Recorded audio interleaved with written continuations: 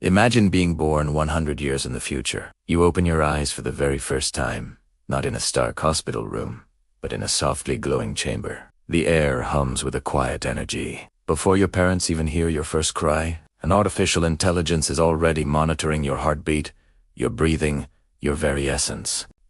Sword disease isn't something you fight. It's something you never get. It's detected and eliminated before a single symptom can even appear. Any genetic flaws, any predisposition to illness, are corrected right there at birth. You're given a body that's perfectly optimized for a century-long, healthy life. As you grow, your home isn't fixed to the ground. Your city floats serenely above the earth, held aloft by silent, invisible energy fields. These cities drift slowly across the continents, perpetually following the sunlight and the cleanest air. The concept of roads and traffic jams is ancient history. Instead, you have skyways, intricate webs of light that crisscross the atmosphere. On these skyways, autonomous vehicles glide like a flock of birds, moving in perfect, silent harmony. They never collide. They never stop. They just flow. It's a ballet of motion, efficient and beautiful. School is nothing like the classrooms of the past. There are no desks, no blackboards, no lectures. Your teacher is a hyper-intelligent AI that adapts lessons instantly. To you, it senses your emotions, gauges your learning speed, and follows your unique thread of curiosity. History isn't learned from a book. It's projected around you in a fully immersive simulation. You don't just read about ancient Rome. You walk its streets, hear the clamor of the forum, and feel the sun on your face. You don't memorize the laws of physics. You conduct experiments in a virtual cosmos, bending space and time with your thoughts. Exams are a forgotten relic. Your understanding isn't measured by your ability to recall facts, but by your creativity and your skill in solving new, complex problems. When you're hungry, you don't cook. Food is printed, atom by atom, from a universal synthesizer in your home. Each meal is perfectly customized to your unique biology, delivering the precise nutrients your body needs at that very moment, in any flavor you can imagine. And while humanity lives in these skybound utopias, nature is being carefully and meticulously rebuilt on the earth below. The forests and oceans, once scarred by human activity, are now pristine sanctuaries. They are watched over by fleets of silent drones that protect every tree and every creature with a vigilance that humans could never achieve.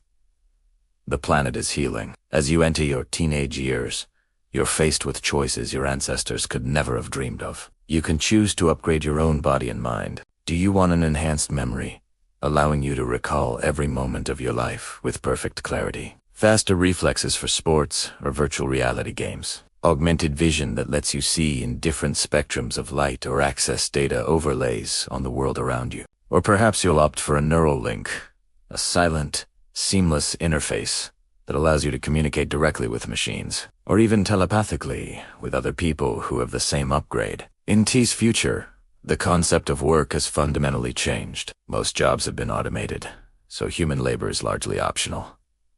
The new currency isn't money, it's creativity. Your value is measured by your ideas, your art, your contributions to the collective culture. Your reputation is tracked by a global system, managed by AI fairness algorithms designed to eliminate bias and reward genuine merit. It's a world built on efficiency, safety, and comfort. But beneath this gleaming, perfect surface, unsettling questions begin to grow in your mind. Privacy is a word you've only read about in historical texts. In a society where absolute safety is paramount, total transparency is the price. The AI that guides your life, the one that taught you and feeds you, also predicts your choices before you even make them. It suggests friends, career paths, even romantic partners with a terrifying, almost infallible accuracy. It knows you better than you know yourself.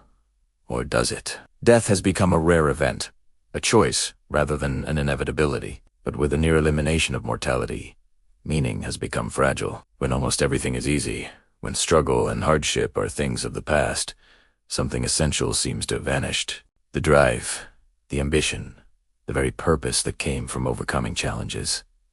It's gone. One night, driven by a flicker of rebellion you can't quite explain, you access a restricted data archive. You delve into the records of the early 21st century.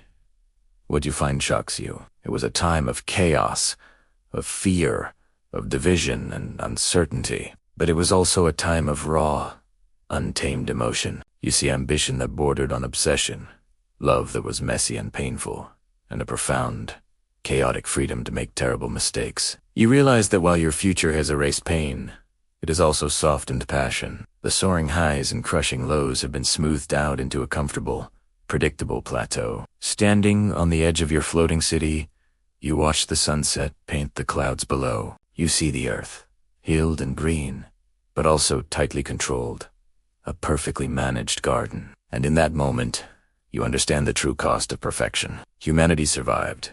It thrived by becoming efficient, logical, and safe. But in the process, it risked forgetting what it meant to be truly, messily, beautifully human. It risked forgetting what it felt like to truly choose, to risk everything for a belief, to fail spectacularly and get back up again. Being born 100 years in the future wouldn't make you more human. It would challenge you with the ultimate question.